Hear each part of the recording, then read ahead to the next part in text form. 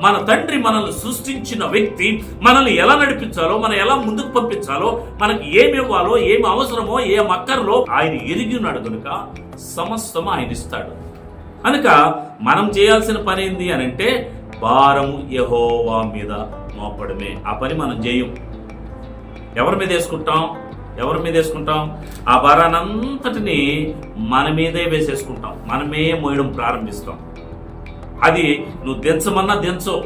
చాలా మందికి ఈనాడు మనం జ్ఞాపకం చేసుకున్నట్లయితే బ్రెయిన్లో బ్లడ్ క్లాట్ ఎందుకు అవుతుంది అయ్యానంటే లేని దానిని గురించి ఎక్కువగా థింక్ చేయడం వల్ల, ఎక్కువ ఆలోచన చేయడం వల్ల.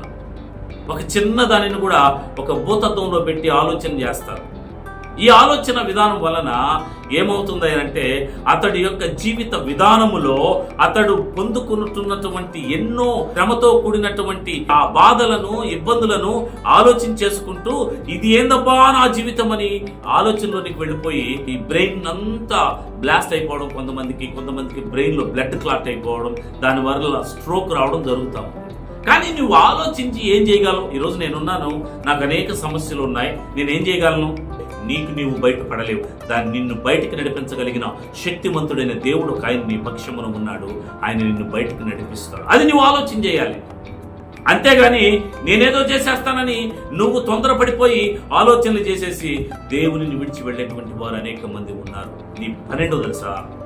ఈ లోకములో జన్మించిన నీవు, దేవుడు ఈ లోకములోనికి నిన్ను పంపించింది దేనికంటే ఆయనను ఆరాధించడానికి, ఆయనను స్తుతించడానికి, ఆయనను గణపరచడానికి, ఆయన మార్గములో నీవు నడవడానికి, నీ ఇష్టానుసారంగా నువ్వు జీవించడానికి కాదు. నువ్వు ఆలోచించేటువంటి ఆలోచన నీదై ఉండకూడదు. నీవు నడిచేటువంటి మార్గం నీదై ఉండకూడదు. నువ్వు కూర్చున్న ప్లేసు నీదై ఉండకూడదు. నువ్వు వెళుతున్న మార్గములో నువ్వు చేసేటువంటి ప్రతి పని నీదై ఉండకూడదు. ఎవరైతే నిన్ను సృష్టించారో ఆ సృష్టికర్తదై ఉండాలి. నీ ఆలోచన కూడా ఆయనదై ఉండాలి. కనుక అప్పుడు మాత్రమే నువ్వు ప్రశాంతంగా జీవించగలవు.